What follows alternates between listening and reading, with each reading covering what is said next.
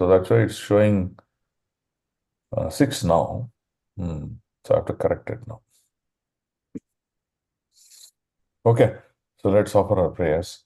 Om Ajnana Timirandasya Jnananjana Shalakaya Chakshurunmilitam Yena Tasmai Shri Gurave Namaha Shri Chaitanya Manobhishtam Stapitam Yena Bhutale Swayam Rupa Kadamayam Dadadi Swapadandikam Vandeham Shri Guru Shri Yuta Padakamalam Shri Gurum Vaishnavamscha Shri Rupam Sagrajatam Sahagana Raghunathanvitam Tam Sajivam Sadvaitam Savadhutam Parijana Sahitam Krishna Chaitanya Devam Shri Radha Krishna Padam Sahagana Lalita Shri Vishakhanvitamscha He Krishna Karuna Sindhu Dinabandho Jagatpate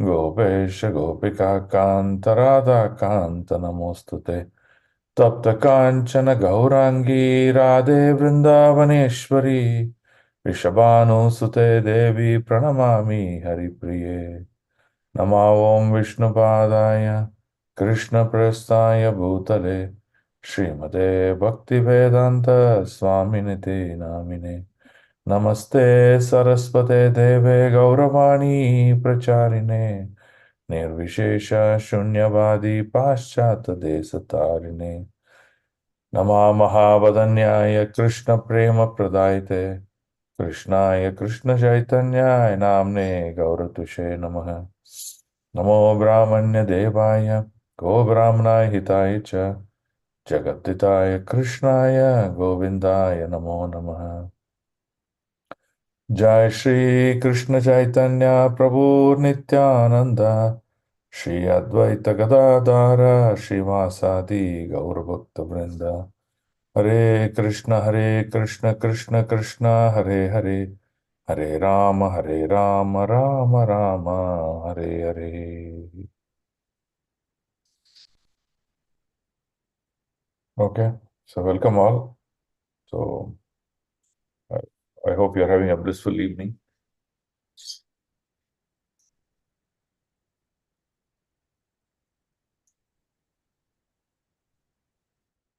Okay, I hope you had a blissful evening yesterday with Shivratri. We had blissful evening with your Chaitanya Charitamrita. Yeah, 7 of us had a wonderful time yesterday. Nice pastime that we discussed. Okay, good. We missed many devotees yesterday for the class. Okay. So now let's continue with our journey on Srimad Bhagavatam, Kunti Maharani prayers. Okay. So as of now, we have covered most of the prayers that are required, right? Now, the last two prayers is just a conclusive prayer, which Kunti Maharani is now trying to tell Krishna, don't leave us. We want to always be in your shelter. We always want to remember you. And there's nothing else we desire in our life, right? So that's the kind of prayers she is offering. So now, as on, today with up to 39th sloka, you see, first set of sloka, Kunti Maharani starts her prayers with Namashe Purusham Tvadyam Ishwaram Prakrite Param, right? So it says, I know you, right? Maya Javanikacham Nato Natya Atobara. So she says, I know all your pastimes, I know your activities. That means she expresses all the details of word, oh Krishna, we know who you are, right? The real detail behind who Krishna is, right? So that was completed. Then she's talking about how lucky she is, how she came under the shelter of the Lord, and because of that, Lord continuously protected her, right? Then she's talking about how to approach the Lord. When she glorified the Lord and how to approach the Lord, she's telling one should take up devotion service. right? By taking devotional service in the mood of servitude as a menial servant, one can approach the Lord very easily, right? Then she talked about Lord's pastimes, which are all wonderful, and how Lord's pastimes are really bewildering. So she talked about that, right? Now she is saying that I can't bear the separation of you, my Lord, because you have been with us, you protected us, and you are the real shelter giver of all the living entities in this world. So she says, I always seek your shelter, I always seek your remembrance, I always seek to be under your mercy. So then she's saying, now if I don't want to leave you, please don't leave us. Because if you look at the scenario here, Krishna is completed this the big Mahabharata war and is departing. So now she's telling, don't depart. Okay, so that's the point at which she is glorifying the Lord. So Kunti Maharani prayers are up to sloka number 43. Okay, so in the last four slokas, we will just see what they are particularly talking about.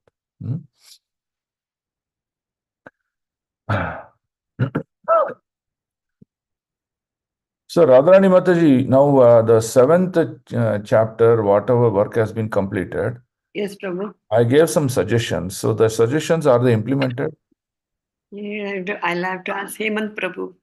I'll ask him and then I'll just update you, Prabhu.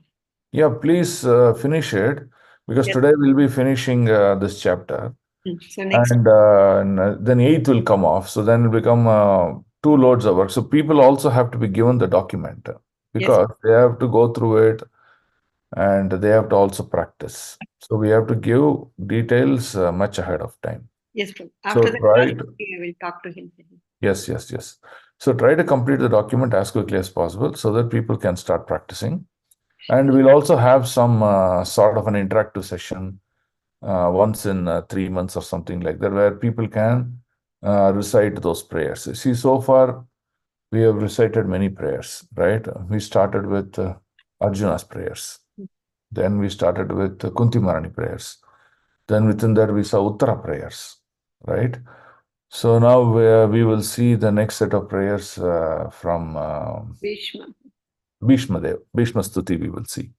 So like that, we'll see prayers will get accumulated, then we'll be behind. In fact, we have to generate the first 7 chapters also. So we have to run at high speed so that concise documents are delivered to devotees. Okay. So now let's go to sloka number 38. Kevayam nama rupabhyam yadubihi saha pandavaha bhavato darshanam yarhi hirikshanam ivestituhu. Okay, so translation. So now she is talking about which part of the prayer she's talking about. She's talking about importance of the Lord in one's life, right? She's telling how presence of Lord in one's life makes one's life very rich and successful. They can cross over this material world of nescience. Then she is trying to talk about that the presence of Lord is all auspiciousness, because it brings victory. It brings nourishment to the hearts. It brings welfareness to the entire society, right? So she's talking from that angle. So hence the translation. As the name of fame of a particular body is finished with the disappearance of the living spirit, she's talking about death. Similarly, if you do not look upon us, now she's asking for the glance of the Lord. All our fame and activities, along with the Pandavas and Yadus, will end at once, right? So she's saying that the vision of the Lord on a particular living entity is very, very important. So Prabhupada always quotes, it's not about we seeing the Lord, it's about our consciousness, our evolution of consciousness and services that will attract the Lord to see us, right? See, if there is a beautiful jewel, right? You go to the store, there's a beautiful jewel. you get attracted to see it, correct? So here in the material world, a beautiful jewel is denoted by its luster, its workmanship, its beauty, its color, and all these things, right? So similarly, the beauty of a devotee is his quality of consciousness, quality of devotion, quality of service attitude, right? When that is demonstrated, that becomes a jewel, and that jewel is attracted to the Lord, right? So that is what Kunti Maharani is trying to offer us in prayers here. Okay, so we'll go to the next sloka. I'm going to only speak on the important slokas because many slokas she will tell the same thing. Okay, 39. Neyam shobhishyate tatra yate dhanim gadadara tvatpadeir ankita bhakti tvatpadeir ankita bhati swalakshana virakshitahai. Translation: O Gadadara, Krishna, our kingdom is now being marked by impressions of your feet, and therefore it appears beautiful. But when you leave, it will no longer be so, right? We have seen the glories of impressions of Lord's feet. We saw that in the Kaliya pastimes also, right? When Lord played on the head of Kaliya, he left his impressions on the head of Kaliya. And how glorious is that? Because when Kaliya was asked to leave, he asked, "Oh, I'm very fearful. Garuda may come and kill me. I'm very fearful of this." So what does the answer was given to Kaliya? Said, when Garuda sees the impressions of the lotus feet of Lord Krishna on your head, he will dare not touch you. He will, in fact, he will associate with you, right? So like that, you see, the lotus feet impressions of the Lord is very, very important. And she's telling, now here, the impressions of the Lord are not the physical impressions. She's telling about the impressions of the Lord as in our consciousness, right? So it is beautiful. Once Krishna leaves, then that place is not more attractive anymore. Hence he says, don't leave. Okay. Now let's look at, now 840 is all about beauty. The cities are beautiful and things like that. The whole place is very glorifying. If you leave, then this will look dull and there's no life in it. Like that she's telling. So please glance over. Okay. So we'll straight away go to sloka number 41. Ata Vishvesha Vishvatman Vishvamurte Swakeshu me Snehapasham imam chindu Snehapasham imam chindi Tridam Pandushu Vridnishu. Translation: O Lord of the universe, O soul of the universe, O personality of the form of the universe, please, therefore, sever my ties of affection for my kingsmen, the Pandavas and the Vrishnis. Okay. This is a very, very important conclusive sloka that Kunti Maharani is asking Krishna. Right? What is she saying? She's saying, all these days that I lived under the family ties, the family bondage. Oh, my children, oh, my husband, my wife, my uncle, my aunt, my cousins, like that family bondage was there. That family bondage led to material obligations. Oh, I have to do this because I'm materially obligated, right? So she says that is not good for my devotion. That is not good for my spiritual progress.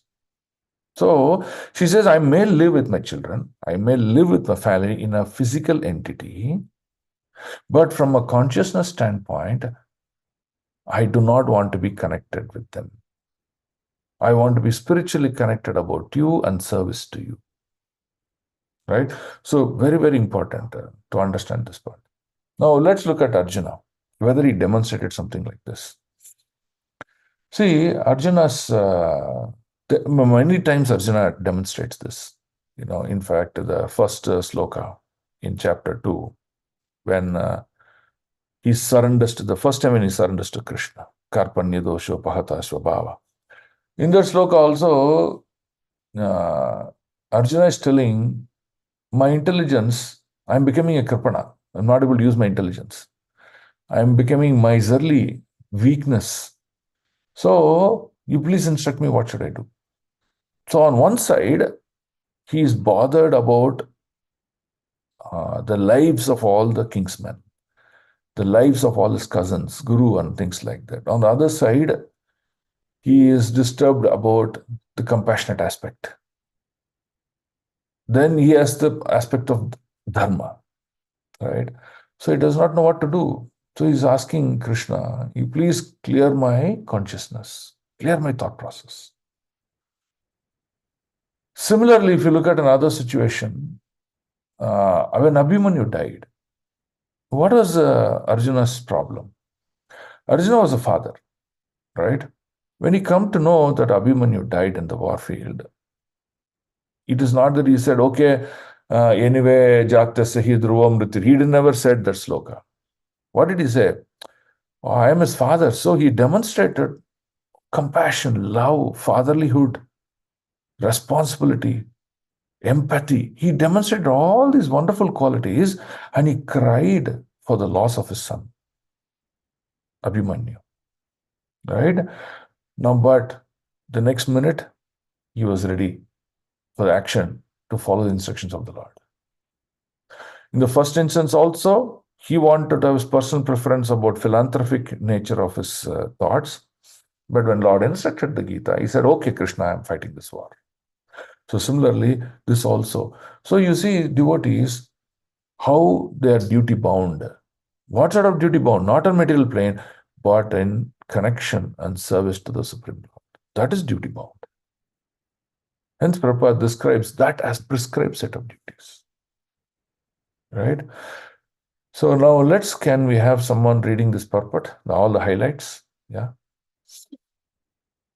A pure devotee of the Lord is ashamed to ask anything in self-interest from the Lord. But the householders are sometimes obliged to ask favors from the Lord, being bound by the tie of family affection. Srimati Kunti Devi was conscious of this fact, and therefore she prayed to the Lord to cut off the affectionate tie from her own kinsmen, the Pandavas and the Vrishnis. The Pandavas are her own sons, and the Vrishnis are the members of her paternal family. See, Vrishnis are the Yadu dynasties, all those things. The Pandavas are, her own children. Then their kingdom, the kingsmen in that kingdom of Hastinapur, like that. Okay. Now read the green also, Mataji. Srimati Kunti Devi wished Sri Krishna to. Prabhuji will scroll. It's not scrolling. Tell me. To remain with her sons, the Pandavas, but by his doing so, her paternal house would be bereft of the benefit. All these partialities troubled the mind of Kunti, and therefore she desired to cut off the affectionate tie. A pure devotee cuts off the limited ties of affection for his family and widens his activities of devotional service for all forgotten souls. The typical example is the band of 6 Goswamis who followed the path of Lord Chaitanya. All of them belong to the most enlightened and cultured rich families of the higher caste. But for the benefit of the mass of population, they left their comfortable homes and became mendicants. Hare Krishna. Yeah, mendicants. You see. So, you see the statements made by Prabhupada, consciousness of Kunti Maharani, well aligned with our Varnashrama system also, right? So what do we do when we take Vanaprastha? We don't get into any of these material ties, okay? We don't get into material ties, but all our ties are in relationship with Krishna, where Krishna is the center of our life, right?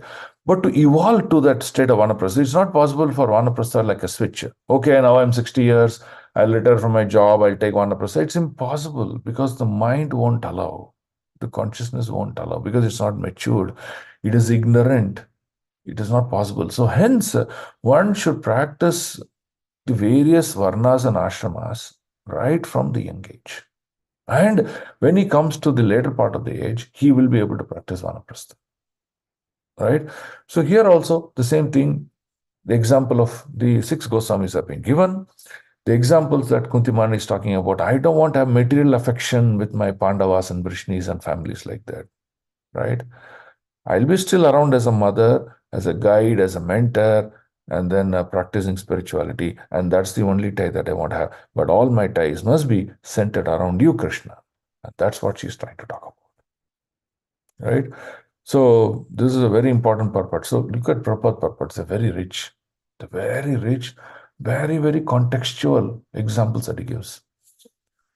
In one of the lectures of one of the sannyasis that I heard, they were explaining how Prabhupada constructed his purports, right?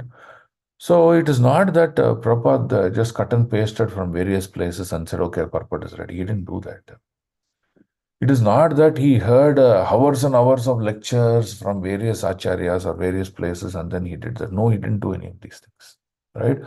All his realizations through the mercy of the acharyas, mercy of the Goswamis, and all of them he revealed in this purport. So his purports, you see, is a combination of great acharyas of like Jiva Goswami, Rupa Goswami.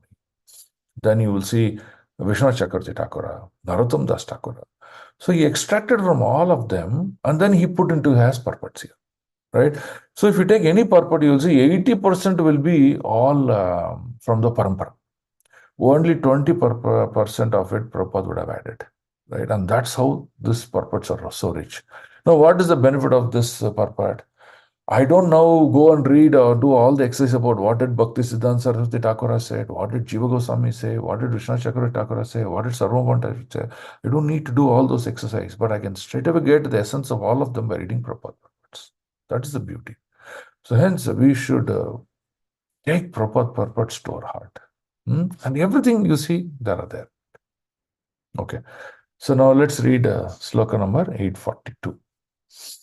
त्वयि मे अनन्य विषये मतिर्मधु पते सकृत रतिम उद्वहता दत् अद्धा Gange वौघम उदन्वती. Translation. O Lord of Madhu, as the Ganges forever flows to the sea without hindrance, let my attraction be constantly drawn onto you without being diverted anyone else. Right? So, bhakti must be undeviated. That is the whole point. So, there are three aspects of bhakti that we should aim to achieve in this life. The first is anartha nivarti. We should be very clear about Hare Krishna. Okay. So, we should be very clear about anarthas. Anarthas means misunderstanding, wrongly concluding, and then trying to lead a path which is full of mistakes.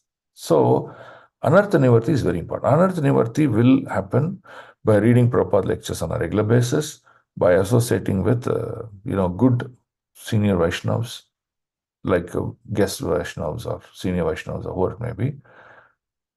By that association, Anartha Nivarti will happen.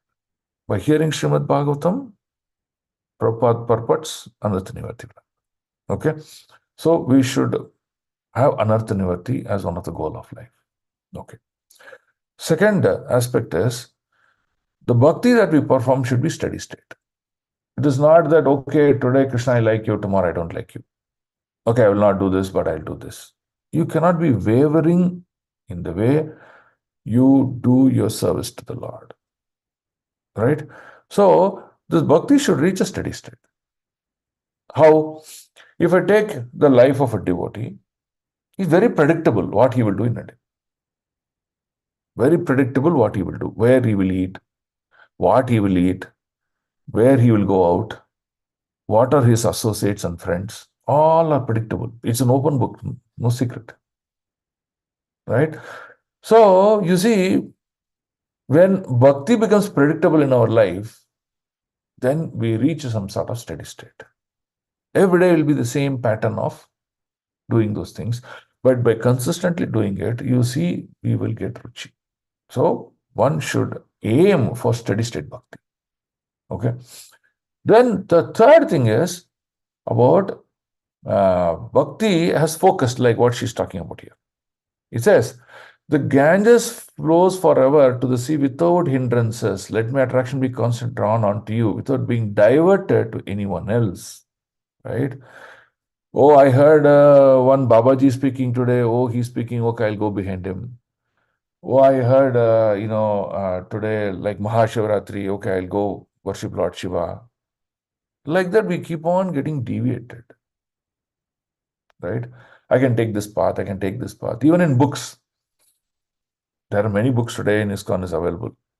Too many authors or too many writings are there, right? My point is, yeah, you can read those books, no harm in it, but you should have finished Prabhupada purports first. You should have finished Prabhupada books, then you go to that. Without reading Prabhupada books, many of us, we try to read many newer age books, which is not a recommended method.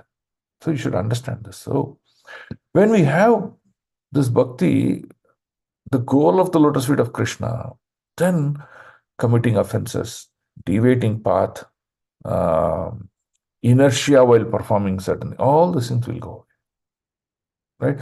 So these three things, we should be highly focused in our life. And we should enrich these three aspects as we progress in age, as we take up newer ashramas and varnas. This is very, very important. Okay. So can someone read this purport here? Hare Krishna. Puji, the third one, Prabhu. First one is anartha nivrutti. Second one Steady is state. Steady state. consistent. That is satatam kirtayanto mamnu. No, Nishta Bhakti. Okay. Nishta bhakti. And then third one? Third is focused. You cannot deviate. Okay. You cannot deviate under any circumstances. Second one is what you told, Prabhu. Consistent in Steady doing state. it. Consistent in our life, consistent in our activities. And focused, consistent in no, practice. Prabhu? Third is focused. Okay. No deviation. Okay. Yeah. Someone read the purport. Hare Krishna. Perfection of pure devotional service is attained when all attention is diverted towards the transcendental loving service of the Lord. To cut off the tie of all other affections does not mean complete negation of the finer elements, like affection for someone else. This is not possible. A living being, whoever he may be, must have this feeling of affection for others because this is a symptom of life. The symptom of life, such as desire, anger, hankerings, feelings of attraction, etc., cannot be annihilated. Only the objective has to be changed.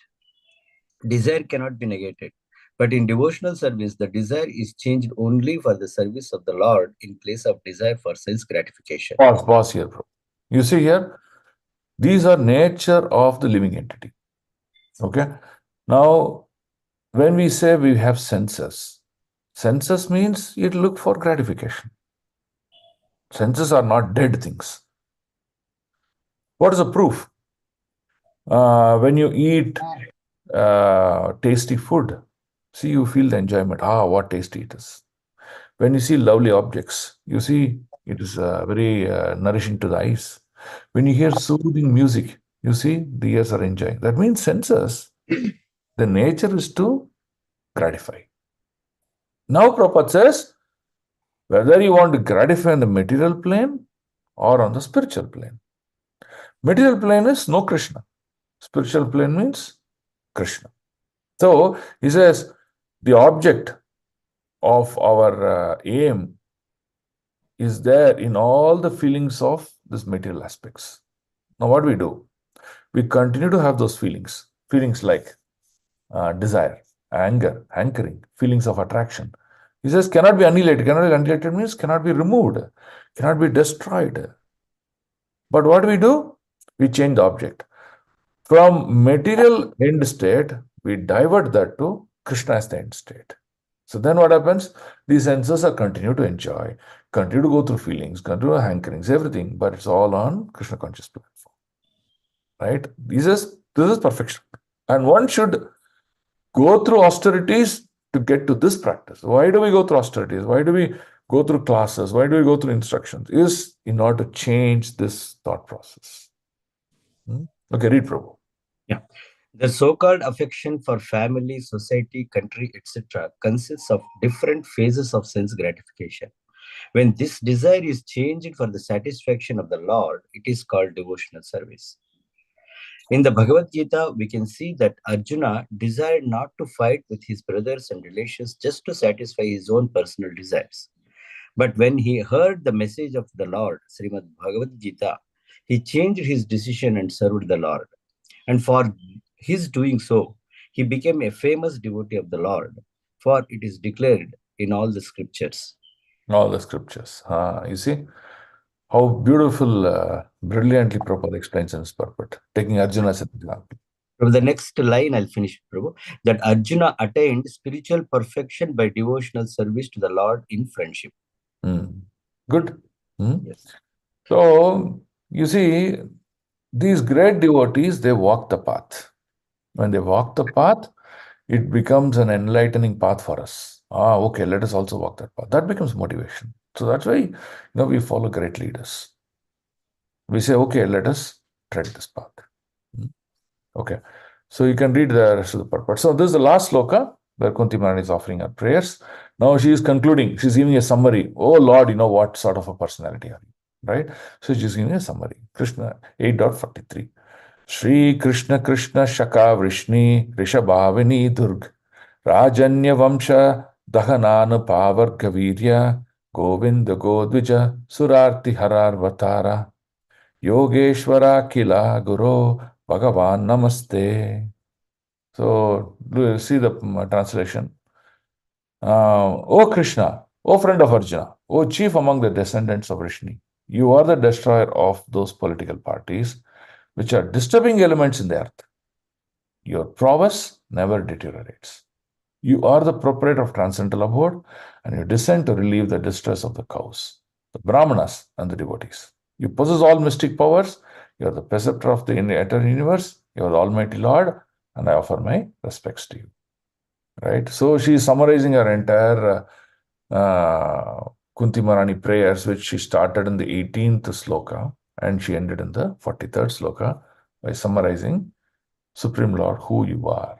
And you are such a great personality, and I am surrendering on to you. Right? So that's the prayer she is concluding here. Okay. So now going to the next set of slokas. In the next set of sloka, there are two parts. One is the sloka number 44 and the sloka from 45 to end of the chapter. Now, what's the difference between 44 and 45 to end of the chapter? In 44, Krishna is acknowledging the service and love of his devotee. Okay. In 45 onwards, it is about Lord now dealing with Yudhishthira Maharaj. Okay. So we will discuss these both in two separate parts. Okay. Now, I will come to repeat that, Prabhu. What is 44?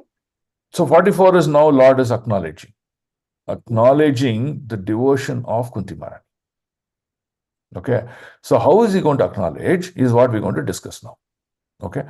Now in 45 onwards, now it is Lord's interaction with Yudhishthira Maharaj.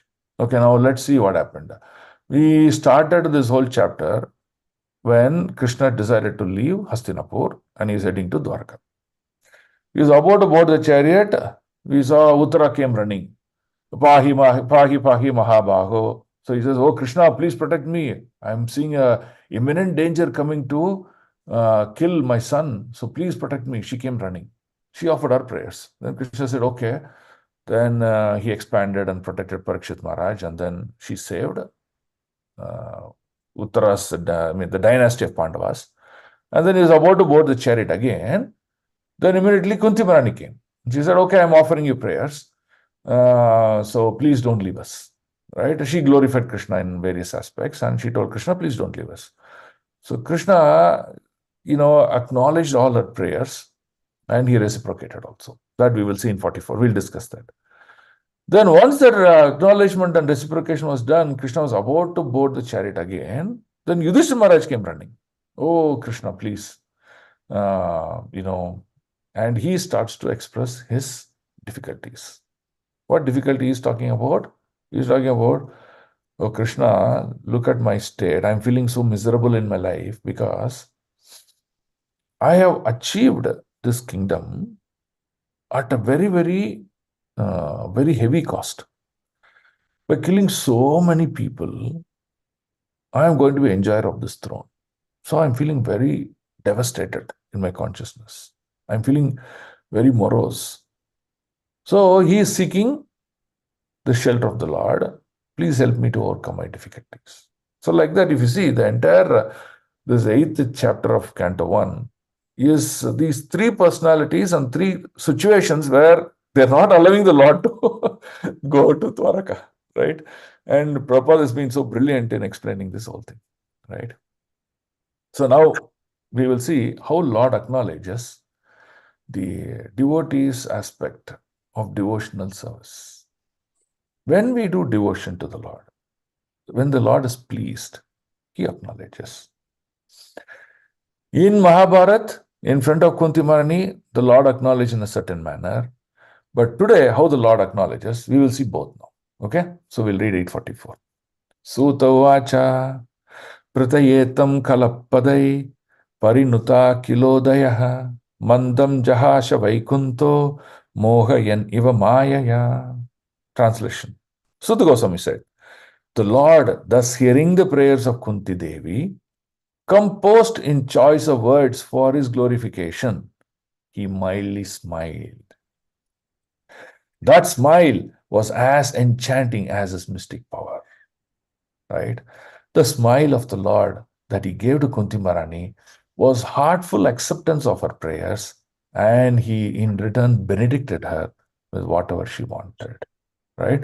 So this is how Lord acknowledged her. But the smile of the Lord is not ordinary. It is really wonderful. So we'll go through some details of that, okay? Can someone read the purport, both yellow and green? Hare Krishna, anything that is enchanting in the world is said to be a representation of the Lord. The conditioned souls who are engaged in trying to lord it over the material world, they are also enchanted by his mystic powers. But his devotees are enchanted in a different way by the glories of the Lord, and his merciful blessings are upon them. No amount of chosen words is sufficient to enumerate the Lord's glory, and yet he is satisfied by such prayers as the father is satisfied even by the broken linguistic attempts of the growing child. The word Maya is used both in the sense of delusion and mercy. Herein, the word Maya is used in the sense of the Lord's mercy upon Kunti Devi. Hare Krishna. Hare Krishna. Okay.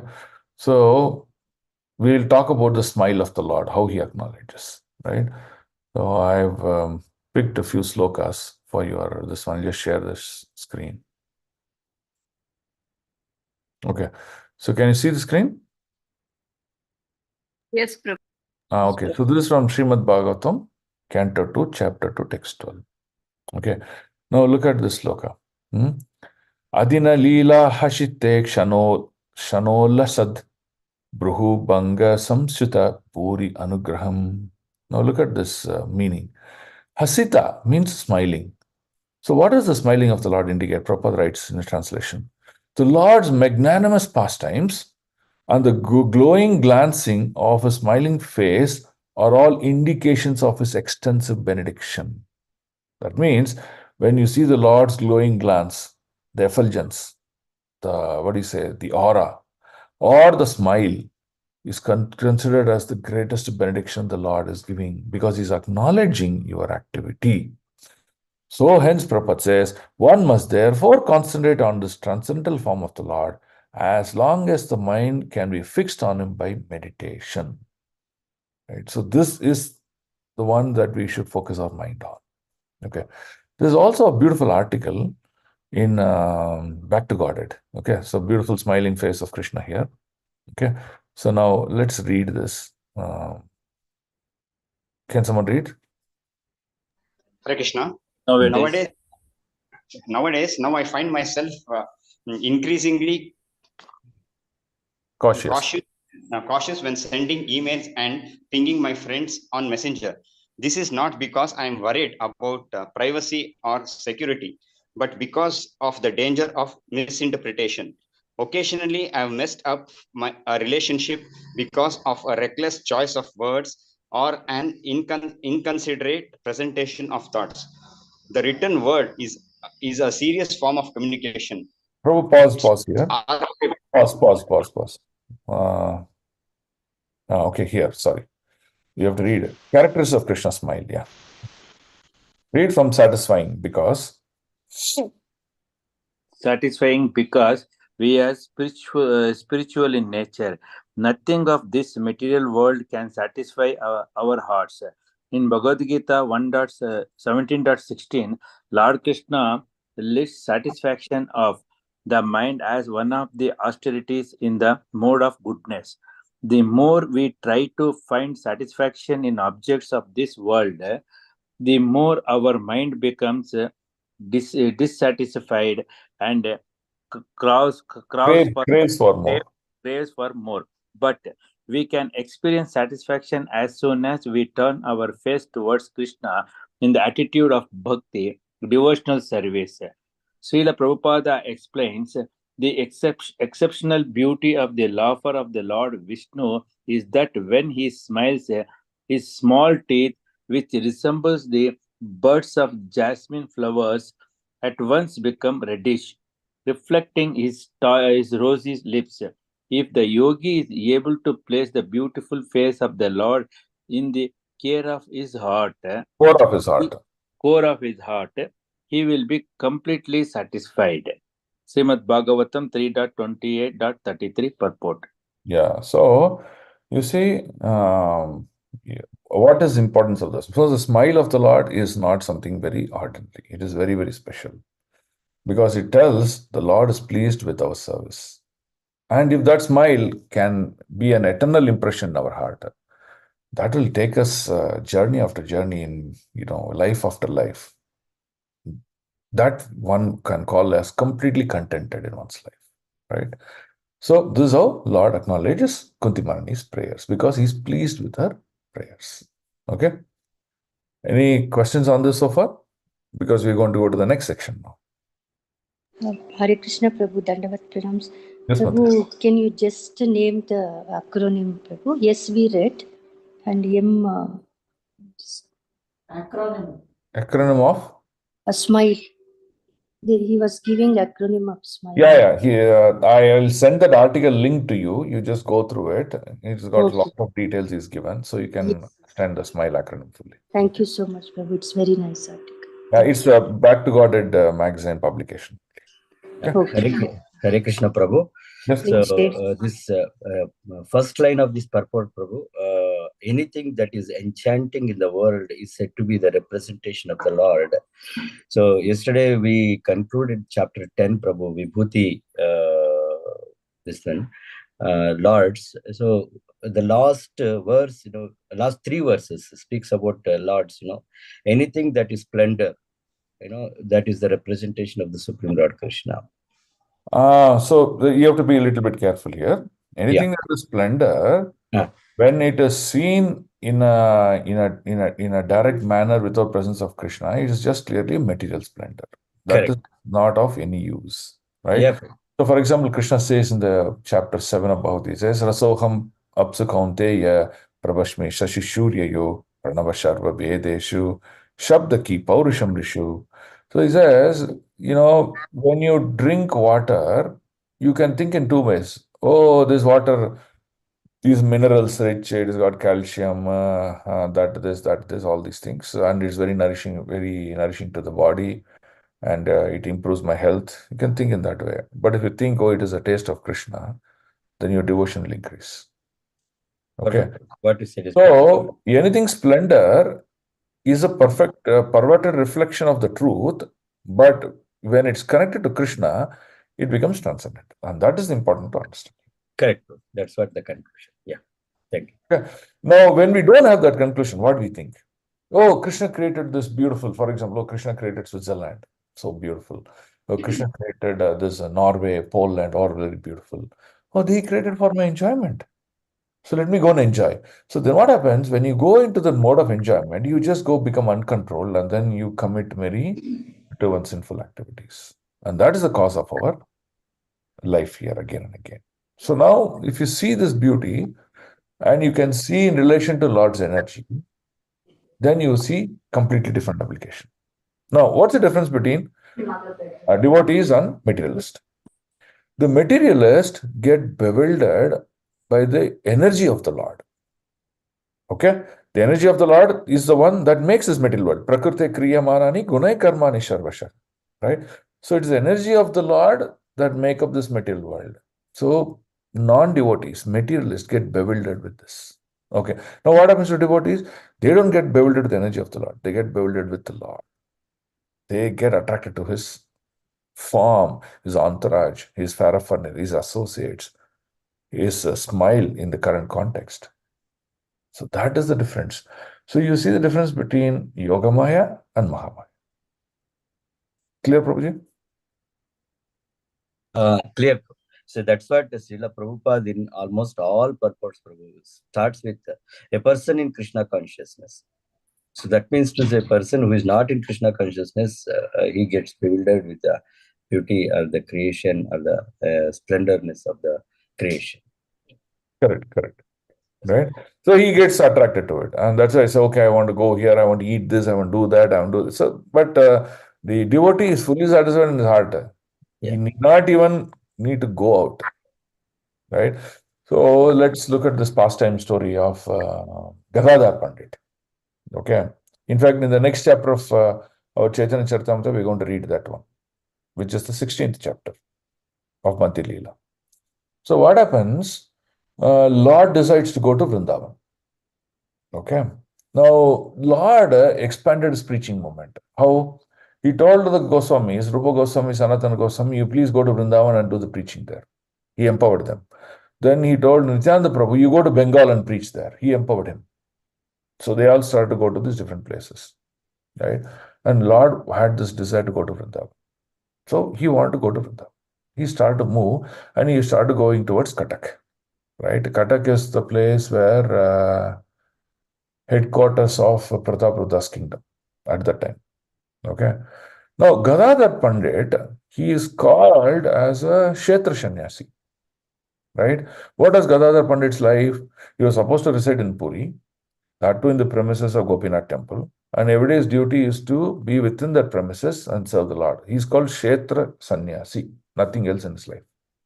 Okay. Now, but when Lord was leaving to Vrindavan, this Gadadhar Pandit, he started to follow the Lord. He went with the Lord. He went all the way till Cuttack. Then after that, Lord was again proceeding, after some pastimes there and things like that, Lord was again proceeding to Vrindavan. At the time, Lord asked Gadadhar Pandit, you're supposed to be a Kshetra Sannyasi. How come you're coming with me? Right? So he said, no. Wherever my Lord is there, that is my Kshetra. So I'm coming with you. He said, no, that's not the point. You are supposed to be a Kshetra Sannyasi in the temple of Gopinath, and where you will see, experience, and the yoga process of connecting with the Lord. All those things will happen. And you've taken a vow. And how I can be the root cause of you breaking that vow? So I can't be the root cause of you breaking that vow. So you please go back. But there is an intense conversation between Gadadhar and Lord where both of them are arguing to justify, and especially Gadadhar Pandit is trying to argue to justify that he coming with the Lord. And Lord is saying no. Right? So similarly, you see, it is important to understand the goal of our devotion. Right? Goal of our vows. To take it and do it. When we do that, when the Lord is pleased that you're taking a vow and fulfilling that vow, the Lord gives you greatest satisfaction in your heart. You're completely contented with whatever your devotion service is doing. It is equivalent to the smile of the Lord. This is what one has to realize. When he realizes this, he'll take simple set of vows and continue to go on executing that vows, and he'll be fully devoted in his practices. That is what is important to understand. Are we getting all these points of discussion together now? Yes, Prabhu. Okay. Hare Krishna, Prabhu. Yes, Here Mother. in the last purport, the word Maya is used both in the sense of delusion and mercy. Herein the word Maya is used in the sense of the Lord's mercy upon Kunti Devi. Can you just please explain this, Prabhu? Maya, delusion and mercy. So what happens is, we will see an example now more in Yudhishthir's, the next sloka 45 onwards. And you will see also this in Kunti Maharani's prayers. Okay. So, the Lord makes Kunti Maharani to think in a certain manner because the Lord is externally available as Bhagavan in front of her now. The Lord is also present as Paramatma. Okay. One side, Lord will tell Kunti Maharani that you do this, this is what it is, that's what it is. But internally, the Lord will tell Kunti Maharani, no, don't accept this, do like this, right? So, the Lord specifically does that delusion so that a greater outcome can happen. Now, let's take Arjuna. Arjuna was a realized soul. He need not need a Bhagavad Gita. Arjuna was fully realized and a surrendered great devotee. But the Lord specifically brought that material delusion of compassion, loss of material intelligence, perverted material intelligence into the consciousness of Arjuna so that he could surrender to Krishna and Bhagavad Gita could be spoken. Right? Parikshit Maharaj was completely surrendered soul. But the delusion of Maya was used so that he'll commit a mistake where the curse will happen so the Srimad Bhagavatam can be brought in. Right? So both acts are Lord only. So he deludes the devotee and then shows the mercy also. But in the process, what happens? Great churning happens that, literature like Bhagavad Gita, Srimad Bhagavatam, all comes out. But that is the learnings that we get. It is done, the Lord performs this with his devotees so that the souls of this world get this message, what they should do in their life. That is the meaning of this. That's why he says, sense of delusion and mercy together. Thank you, Prabhu. Understood. Yes. Okay, now let's go to sloka number 45. Okay. So now we understood where did Yudhishthira Maharaj come into this picture, right? So in the same scenario where after Kunti Maharani said, offer her prayers, Krishna was about to leave, then Yudhishthira again came back saying that, no, please don't leave because I'm in this problem. Okay. So Krishna takes another opportunity now to glorify Bhishma Dev. So he's setting the platform for that now. Okay, let us see that. Text 45.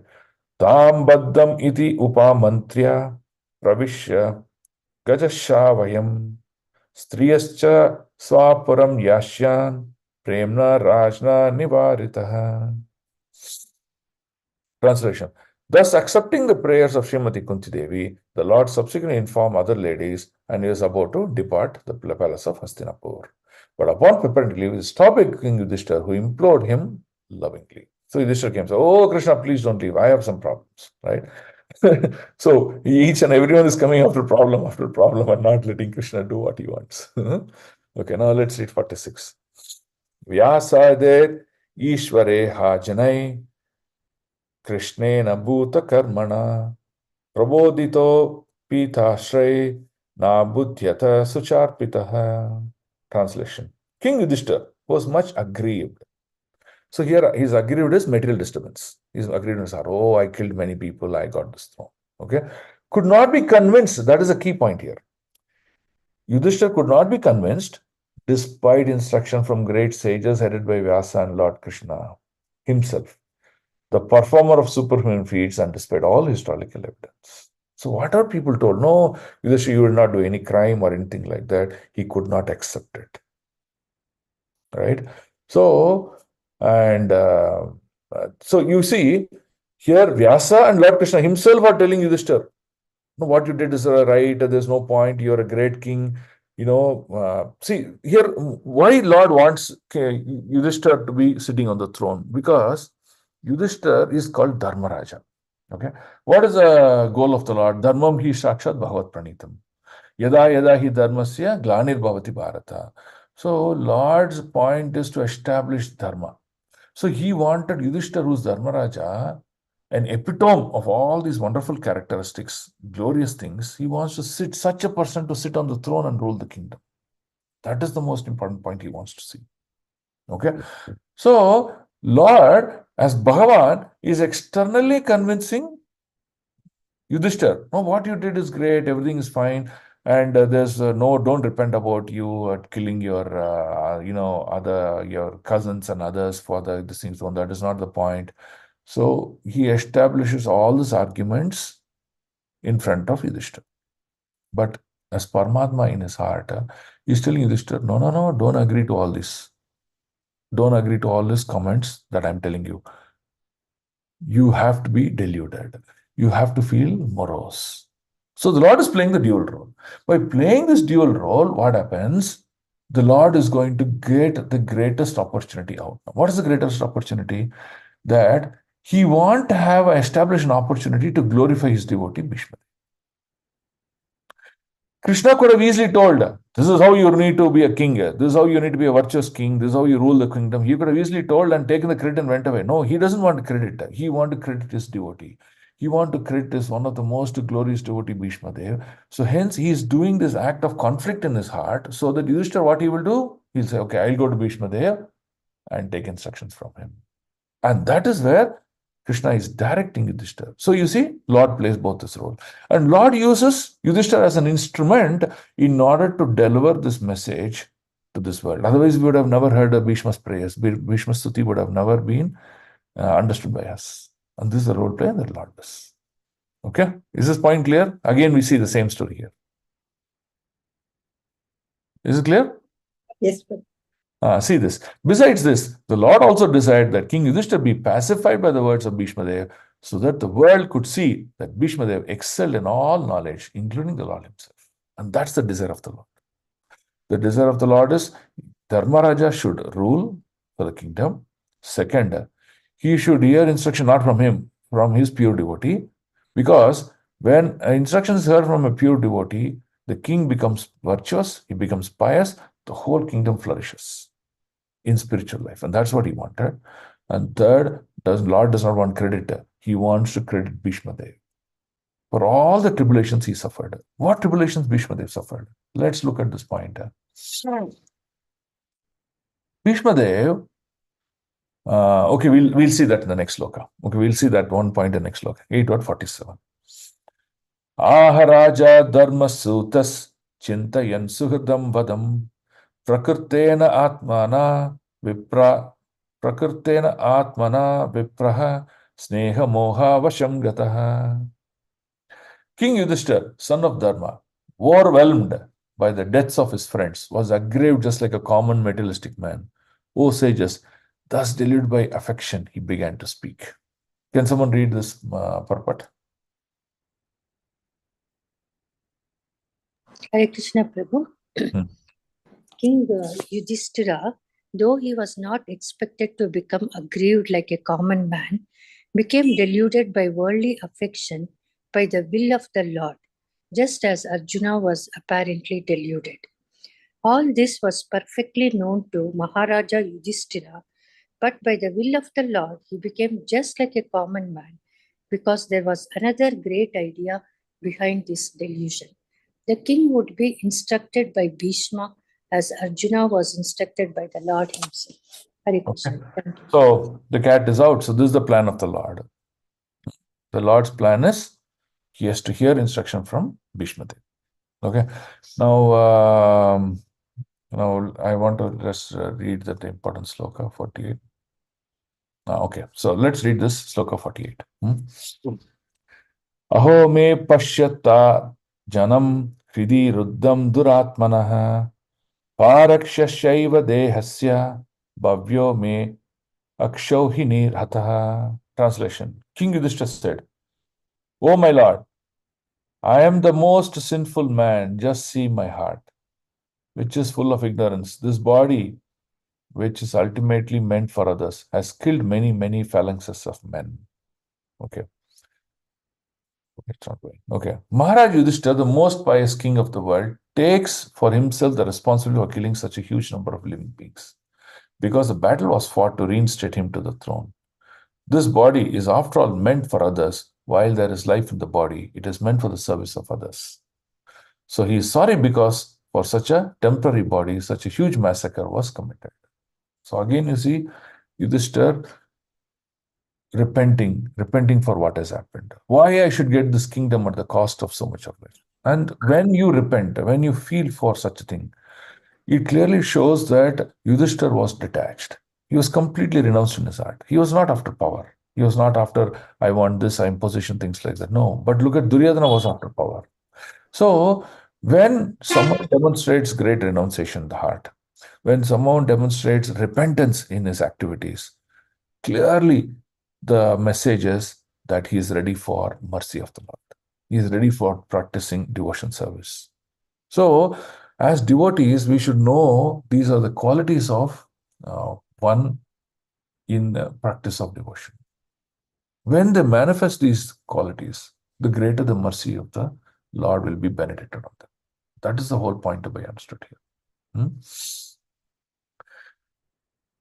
When Yudhishthira Maharaj comes in front of Bhishma Dev is very, very happy to see Yudhishthira.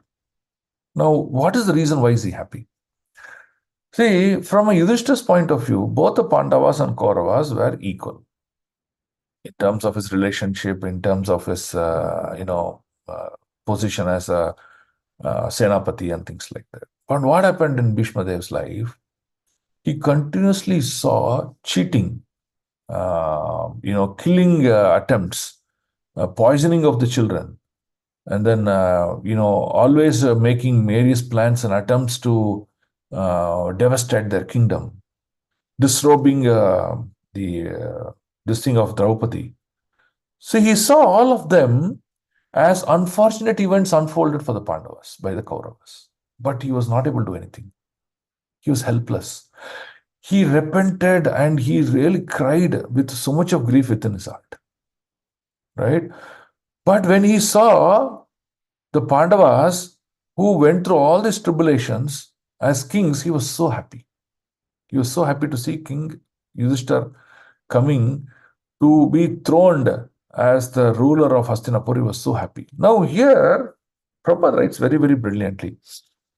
He says, Bhishma Dev is not seeing Yudhishthira in the form of material opulence. Oh, now you will be a king, you will wear crown, you will wear gems and things like that. He's not looking at that. He's looking at the transcendental aspect. Because if a virtuous king sits on the throne, he will teach about God consciousness to the whole society.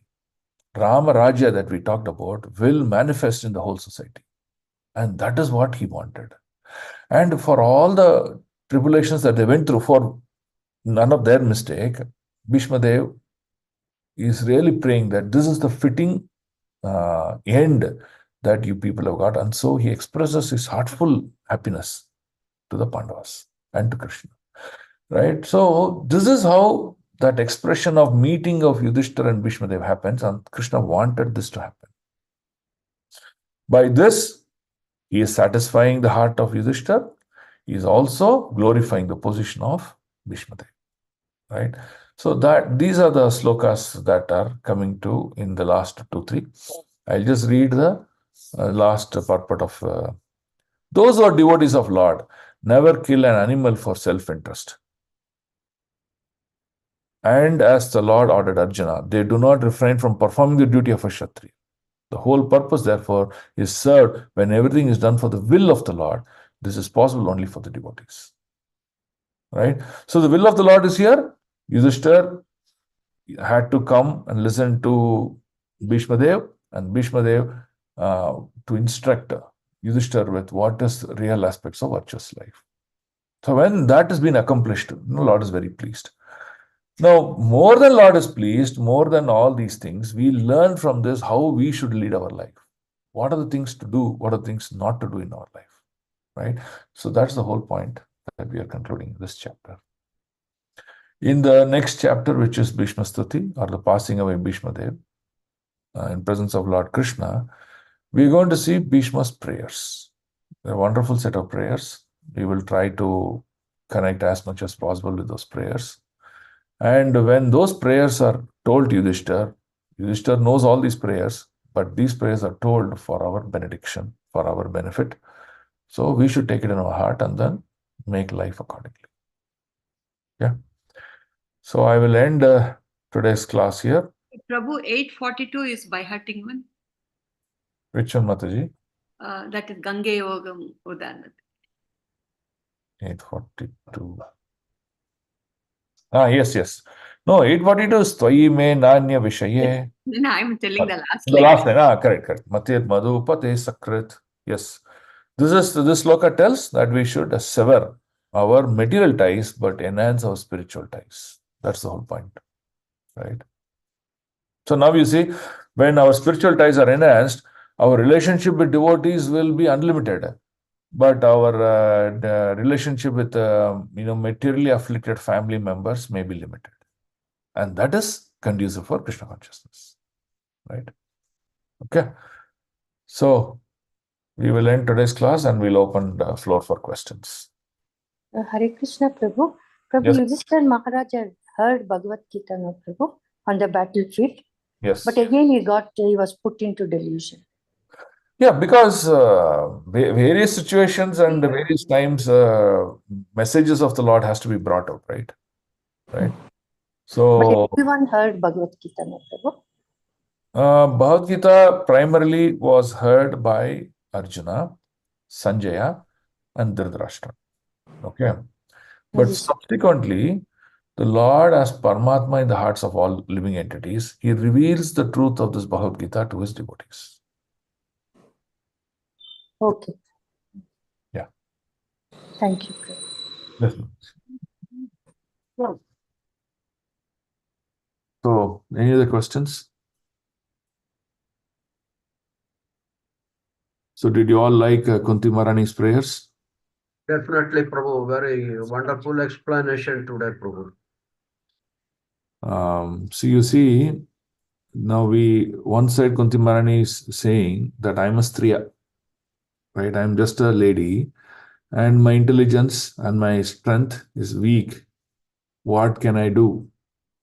I don't even understand any of these things. I am a Sudra, I'm a fallen. But look at our prayers. So advanced, so intelligent, so high thinking. So you can see how devotees, wonderful they are, but they are very humble in their entire lives. Right? So we should learn these qualities from great personalities. Yes, Prabhu. Yeah. Any other questions, thoughts?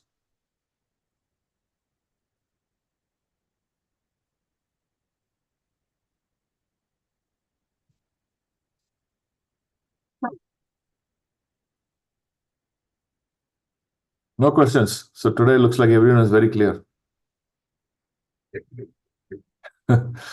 Okay, good. So I pray for all of you and that let's all together progress in the spiritual life very nicely. And we'll continue to hear Srimad Bhagavatam next Saturday with Bhishma Stuti. Okay. Grantaraj Srimad Bhagavatam ki jai. Srila Prabhupada ki jai. Gurudev ki jai. Nitai Gaur Premanande. Vancha kalpatarubhyascha kripa sindhubhyev cha. Patitanam pavanebhyo vaishnavebhyo namo namah. Ananta koti Vaishnava Vrinda ki jai. Vaishnava Thakur Srila Prabhupada ki jai. Jai. Om Tat Sat. Hare Krishna, Dandavat Pranam, Prabhu. Hare Krishna Prabhuji, Krishna, Dandavat Dandavat Hare Pranam. Krishna, Prabhu. Hare Dandavat Krishna, Pranam. Dandavat Pranam, Prabhu. Hare Krishna, Dandavat Pranam. Thank you, Prabhu. Hare Hare Krishna. Krishna, Dandavat Prabhu. Hare Krishna. हरे कृष्णा प्रभु जी दंडवत प्रणाम Hare Krishna. Dandavat. Hare Hare Krishna, Krishna Prabhuji, Dandavat Pranam. Prabhu. Hare Krishna. Hare Krishna. Dandavat. Hare Krishna, Prabhu. Dandavat Pranam. Hare Krishna. Dandavat. Yeah. We'll end the class here. Yes, Prabhu.